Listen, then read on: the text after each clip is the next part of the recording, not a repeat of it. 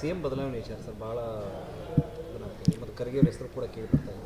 ಆಮೇಲೆ ಶಿವಾನಂದ ಪಾಟೀಲ್ರು ಹೇಳಿದಾಗ ಖರ್ಗೆ ಅವರಾದರೆ ನಾವು ಸಂತೋಷ ಇದೆ ಅಂತ ಹೇಳಿದ್ದಾರೆ. ಸೂಕ್ತ ವ್ಯಕ್ತಿ ಅದು ಶಿವಾನಂದ ಪಾಟೀಲ್ ಮುಂಜಾನೆ ಒಂದು ಮಧ್ಯಾಹ್ನ ಒಂದು ರಾತ್ರಿ ಒಂದು ಮಾತಾಡ್ತಾನೆ. ಏನು ಮಾಡೋದು, ಅವ್ನಿಗೆ ಚಟ ಐತಿ, ಆ ಪಕ್ಕ ಮಾತಾಡೋದಿಲ್ಲ ಅವ. ಅಂದ್ರೆ ಖರ್ಗೆ ಬಂದ್ರೂ ಮಂತ್ರಿಯಾಗಿ ಉಳಿಬೇಕು, ಸಿದ್ದರಾಮಯ್ಯ ಇದ್ದರೂ ಮಂತ್ರಿಯಾಗಿ ಉಳಿಬೇಕು, ಒಟ್ಟು ಹ್ಯಾಂಗಾರು ಮಾಡಿ ಉಳಿಬೇಕು ಅಟ್ಟೆ. ಅವ್ನಿಗೇನು ಸಿದ್ಧಾಂತ ನೀತಿ ಏನು ಡೆವಲಪ್ಮೆಂಟ್ ಏನು ಸುಡುಗಾಡುವಿಲ್ಲ. ಎಷ್ಟು ಇಲಾಖೆದಾಗ ಎಷ್ಟು ಹೊಡಿಬೇಕು ಬೆಣ್ಣೆ ಹೊಡ್ಕೋತ ಕೂತಾನ. ಇನ್ನೊಂದು ದೊಡ್ಡ ಹಗರಣ ಬರ್ತೈತೆ ಒಂದು ಇನ್ನು ಐತಿ APMCಯಾಗ. ಅದನ್ನು ನಾಳೆ ಬೆಳಗಾವಿ ಅಧಿವೇಶನದಾಗ ಚರ್ಚೆ ಮಾಡ್ತೀವಿ. ಬರೀ ಒಂದಿಟ್ಟಿಗೆ ಏಜೆಂಟ್ಗಳು ಇಟ್ಕೊಂಡು ವ್ಯಾಪಾರ ನಡೆಸ್ಯಾರ ಅಟ್ಟೆ. ಬಿಜಾಪುರನ ಕಾಂಪ್ಲೆಕ್ಸ್ ಕೊಟ್ಟುದು ಹಾವೇರಾಗ ರೊಕ್ಕ ತರೋದು ಇಷ್ಟೇ. ಸರ್ CM ಬದಲಾವಣೆ ವಿಚಾರದಲ್ಲಿ ಕುದುರೆ ವ್ಯಾಪಾರ ನಡೆದಿದೆ 50 ಕೋಟಿ ಹೇಳ್ತಾರಪ್ಪ. ನಮ್ಮ ವಿರೋಧ ಪಕ್ಷದ ವಿಧಾನ ಪರಿಷತ್ತಿನ ನಾಯಕರು ಛಲವಾದಿ ನಾರಾಯಣಸ್ವಾಮಿ ಅವ್ರು ಹೇಳ್ಯಾರ 50 ಕೋಟಿ ರೂಪಾಯಿ MLAಗೆ 200 ಕೋಟಿ ರೂಪಾಯಿ ಮಂತ್ರಿಗೇನೋ ಹೇಳ್ಯಾರ ರೇಟ್. ಅವ್ರಿಗೆ ಫಿಕ್ಸ್ ಗುರುತ ನಮ್ಗೆ, ಯಾಕಂದ್ರೆ ಅಧಿಕೃತ ವಿರೋಧ ಪಕ್ಷ ನಾಯಕರಿರೋದ್ರಿಂದ. ಆದ್ರೆ ಪಾಪ ಛಲವಾದಿ ನಾರಾಯಣಸ್ವಾಮಿ ಒಳ್ಳೆ ಕೆಲಸ ಮಾಡ್ಬೇಕತ್ತಾರೆ. ಆದರೆ ಈ ಯಡಿಯೂರಪ್ಪ ಅವನ ಮಗ ಬಿಡ್ತಾ ಇಲ್ಲರಿ ಪಾಪ. ಅವರಿಗೆ ಆ ಖರ್ಗೆ ವಿರುದ್ಧ ಮಾತಾಡಬೇಡತ್ತಾರೆ, ಮತ್ತು ಯಾರ ವಿರುದ್ಧ ಮಾತಾಡಬೇಕು ಪಾಪ. ಅವ್ರು ಬಾಯಿ ಬಂದ್ ಮಾಡಿದ್ರಲ್ಲ ಗುಲ್ಬರ್ಗ ಬರೋಬ್ಬರಿ ಖರ್ಗೆಗೆ ಬೆನ್ನು ಹತ್ತಿದ್ರು ಅವರು ಛಲವಾದಿ ನಾರಾಯಣಸ್ವಾಮಿ ಅವರು. ಪಾಪ ಅವ್ರು ಬಾಯಿ ಬಂದ್ ಮಾಡಿದ್ರು. ಒಳ್ಳೆ ಸಮರ್ಥವಾಗಿ ಅವ್ರು ವಿರೋಧ ಪಕ್ಷದ ಕೆಲಸ ಒಬ್ಬರೇ ಮಾಡ್ತಾರೆ, ಸಮಾಧಾನ ಇತ್ತು. ಪಾಪ ಅವ್ರದ್ದು ಬಾಯಿ ಬಂದ್ ಮಾಡ್ಯಾರ. ಈ ಯಡಿಯೂರಪ್ಪನ ಹಗರಣಗಳು ಅಟ್ಟದವಲ್ರಿ. ಪೋಕ್ಸೋದಾಗ ಉಳಿಬೇಕು, ಡುಪ್ಲಿಕೇಟ್ ಸೈದಾಗ ಉಳಿಬೇಕು, ಮತ್ತೊಬ್ಬರ ಬಗ್ಗೆ ಏನೇನು ಬರಿತಾನ. ಬರೀ ನಾಟಕ. ಆ ಕಬ್ಬಿನ ಬಿಲ್ 3,500 ಕೊಡ್ತೀಯ, ನೀ ಯಾಕೆ ಫ್ಯಾಕ್ಟ್ರಿ ಕಡ್ಲಿಲ್ಲಪ್ಪ ವಿಜೇಂದ್ರ ಹೋಗಿ ಅಲ್ಲಿ ಎಲ್ಲೆಲ್ಲಿ ವಿದೇಶನಾಗ ಆಸ್ತಿ ಮಾಡಿಯಲ್ಲ. ಇಲ್ಲಿ ಒಂದು 10 ಸಕ್ಕರೆ ಕಾರ್ಖಾನೆ ಕಟ್ಟಬೇಕಾಗಿತ್ತು, 3,500 4,000 ಕೊಡಬೇಕಾಗಿತ್ತು. ಯಾರ್ದಾರ ಇದ್ರಾಗ ಎರ್ಕೊಂಡು ಅವ್ರು ಬುಡಕ್ಕೆ ಡೊಗ್ಗದ್ರತ್ತ. ಅಲ್ಲಿ ಹೋಗಿ ಆ ಬೆಳಗಾವದಾಗ ಒಂದು ರಾತ್ರಿ ಮಕ್ಕೊಂಡು ಇವತ್ತು ಮೆಕ್ಜೋಳದ್ದು ಮಾಡ್ಯಾನ. ಮೆಕ್ಜೋಳದ ರೇಟ್ ಈಗಾಗಲೇ ಸೆಂಟ್ರಲ್ ಗೌರ್ಮೆಂಟ್ 2,450 ಡಿಕ್ಲೇರ್ ಮಾಡೈತಿ. ಮಾನ್ಯ ಮುಖ್ಯಮಂತ್ರಿಗಳು ಸಭೆ ಮಾಡಿ ಕರ್ನಾಟಕ ಸರ್ಕಾರ ಖರೀದಿ ಮಾಡೋಕೆ ನಿರ್ಣಯ ಆಗೈತಿ. ಇವತ್ತು ಯಾಕೆ ಹೋರಾಟ ಮಾಡೋದು?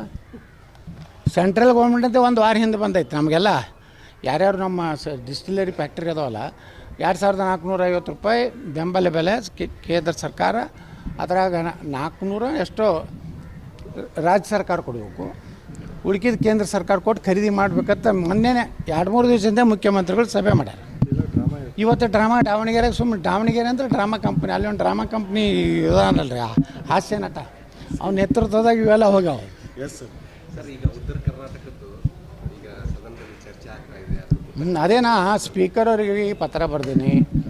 ಏನಾಗ್ತದೆ ಅಂದರೆ ಪ್ರತಿಯೊಂದು ಅಧಿವೇಶನದಾಗ ಉತ್ತರ ಕರ್ನಾಟಕದ ಕಡೆ 2 ದಿವಸ ತಗೋತಾರೆ.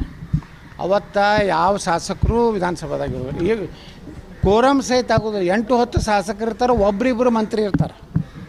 ಸುಮ್ಮ ಕಾಟಾಚಾರಕ್ಕೆ ಮುಖ್ಯಮಂತ್ರಿ ಬಂದು ಒಂದು ಉತ್ತರ ಕೊಡ್ತಾರೆ. ಅದೇ ಹಳ್ಳಿದು ಅವ್ರ ಬಳಿ ರೆಡಿಮೇಡ್ ಉತ್ತರ ಇರ್ತದೆ, ಅದನ್ನೇ ಸ್ವಲ್ಪ ಹೆಚ್ಚು ಕಡಿಮೆ ಅಂಕೆ ಸಂಖ್ಯೆ ಬದಲಾವಣೆ ಮಾಡಿ ಕೊಡ್ತಾರೆ. ಅದಕ್ಕೆ ಸೋಮವಾರ ನಮ್ಮ ಸ್ಟಾರ್ಟ್ ಆಗ್ತದೆ. ಸೋಮವಾರನಿಂದ ಸ್ಪೀಕರ್ ಅವರು ಉತ್ತರ ಕರ್ನಾಟಕ ಸಲುವಾಗಿ ಡೈಲಿ 2 ತಾಸು ಏನು ಉತ್ತರ ಕರ್ನಾಟಕ ಚರ್ಚೆಗೆ ಅವಕಾಶ ಕೊಡ್ರಿ. ನಾವು ಭಾಳಷ್ಟು ಇವತ್ತು ಕೃಷ್ಣಾ ಮೇಲ್ದಂಡೆ ಯೋಜನೆ ಇವತ್ತು ನಮ್ಗೆ 524.25 ಹೈಟ್ ಆಗಬೇಕು. ಸುಮಾರು ಇನ್ನೂ 1,00,000 ಕೋಟಿ ರೂಪಾಯಿ ನಮ್ಗೆ ರೊಕ್ಕಬೇಕು. ಈ ಸಲ ಬಜೆಟ್ನಾಗ ಏನೂ ಹಣ ಇಟ್ಟಿಲ್ಲ. ಅಲ್ಲಿದಿಂದ ಇವತ್ತು ನಿರುದ್ಯೋಗ ಯುವಕರು ಸುಮಾರು 2,13,000 ಹುದ್ದೆಗಳು ಈ ರಾಜ್ಯದಲ್ಲಿ ಖಾಲಿ ಅದಾವು. ಅವನ್ನ ನೇಮಕಾತಿ ಮಾಡ್ಕೊತದ್ದು ಆಗ್ತಾಯಿಲ್ಲ. ಮತ್ತು ಇದೇನು ಡೆವಲಪ್ಮೆಂಟ್ ದೃಷ್ಟಿಯಿಂದ ಕರ್ನಾಟಕ ಮತ್ತು ಆ ಭಾಗದ ಮೈಸೂರು ಕರ್ನಾಟಕದ ಏನು ವ್ಯತ್ಯಾಸ ಇದೆ, ಇದನ್ನು ಒಂದು ಪ್ರಾಥಮಿಕ ಶಾಲೆ ಹಿಡಿದು ಪ್ರಾಥಮಿಕ ಆರೋಗ್ಯ ಕೇಂದ್ರ ಹಿಡಿದು ಎಲ್ಲದರ ಬಗ್ಗೆ ಚರ್ಚೆ ಮಾಡಬೇಕು ಅಂತೇಳಿ ನಾನು ಮಾನ್ಯ ವಿಧಾನಸಭಾ ಅಧ್ಯಕ್ಷರು ವಿನಂತಿ ಮಾಡ್ಕೊಂಡಿನಿ. ಅವರಿಂದ ಏನೂ ಉತ್ತರ ಬಂದಿಲ್ಲ. ನಾನು ಅದು ತೊಗೋತೀನಿ ಅಂತೇಳಿ ನಾಳೆ ಮೊದಲ ದಿವಸವೇ ನಾನು ವಿಧಾನಸಭೆಯಲ್ಲಿ ಎದ್ದು ನಾವು ಸ್ಪೀಕರ್ಗೆ ವಿನಂತಿ ಮಾಡ್ಕೊತೀನಿ. ಅವಕಾಶ ಕೊಡ್ಲಿಕ್ಕೆ ನಾನು ಧರಣಿ ಪ್ರಾರಂಭ ಮಾಡ್ತೀನಿ. ನಾವಿನ್ನೂ ಬೇರೆಯದ್ರ ಬಗ್ಗೆ ನಾವು ಮಾತಾಡೋದಿಲ್ಲ. ನಮಗೇನು ಅನ್ಯಾಯ ಆಗಿದೆ, ಉತ್ತರ ಕರ್ನಾಟಕ ಅನ್ಯಾಯ ಆಗಿದ್ದು ನಮ್ಮ ಜನಪ್ರತಿ ನಮ್ಮವರು ಇವರೆಲ್ಲ ಮೂಕ ಬಸವಣ್ಣಗಳು ಸುಮ್ಮ ಹೋಗಿ ಕೂತು ಬಂದಾರತ್ತೇಳಿ ಹಿಂಗಾಗೈತಿ.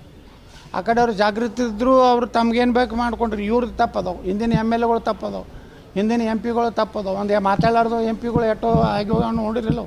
ಆ ಪಾರ್ಲಿಮೆಂಟ್ನಾಗೆ ಕಾಣಿಸೋದ್ರಿ, ಎಲ್ಲರ ಮೂಲೆ ಕೂತಿರ್ತಾವೆ ನೋಡೋಲ್ಲ. ವಿಧಾನಸಭಾದಾಗೂ ಅದೇ ಹಣೆ ಬಾರ. ಈಗ ನಾವು ಮಾತಾಡಕತ್ತ ನಡೆದ ಒಂದು 3-4 ಶಾಸಕರು ಇದು ಉತ್ತರ ಕರ್ನಾಟಕ ಮಾತಾಡಕತ್ತಾರೆ. ಮೊದಲು 94ರಾಗ ನೋಡ್ತಿದ್ವಿ, ನಾನು ಜೆ ಟಿ ಪಾಟೀಲ್ ಬಿಟ್ಟರೆ ಮತ್ತು ಚಿಮ್ಮನಕಟ್ಟಿ ಬಿಟ್ಟರೆ ಪ್ರಶ್ನೆ ಸಹಿತ ಹಾಕ್ತಿದ್ದಿಲ್ಲ.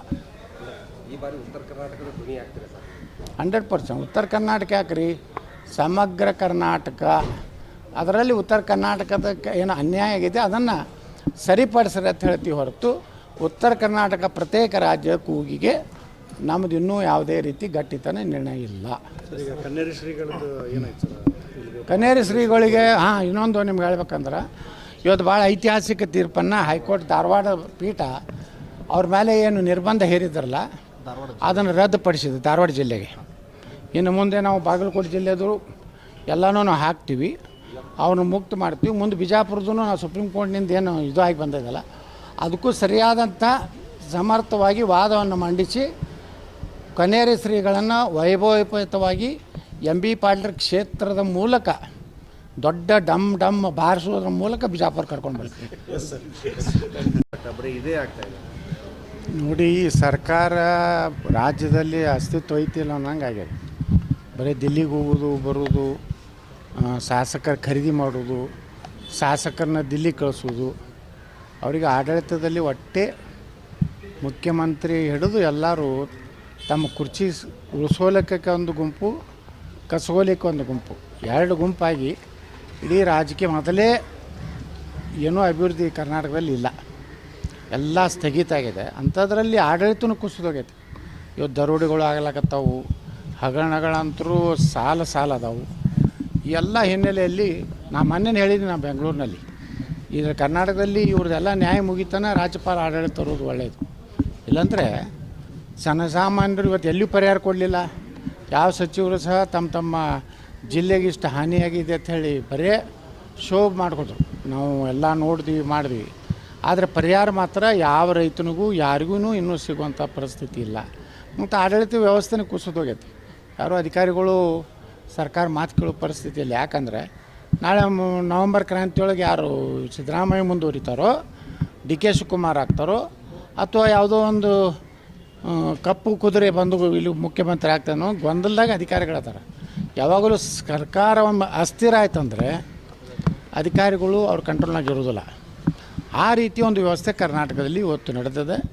ಇದಕ್ಕೆ ನಾನು ರಾಜ್ಯಪಾಲರಿಗೆ ಮನವಿ ಮಾಡ್ಕೋದೇನೆಂದರೆ, ಈ ರಾಜ್ಯದ ಸ್ಥಿತಿ ಬಗ್ಗೆ ಕೇಂದ್ರಕ್ಕೆ ಮತ್ತು ರಾಷ್ಟ್ರಪತಿಗಳಿಗೆ ಇವರು ಒಂದು ಇದನ್ನು ವರದಿಯನ್ನು ಕೊಡಬೇಕಂತೇಳಿ ನಾನು ಆಗ್ರಹ ಮಾಡ್ತೇನೆ. ಸರ್. SD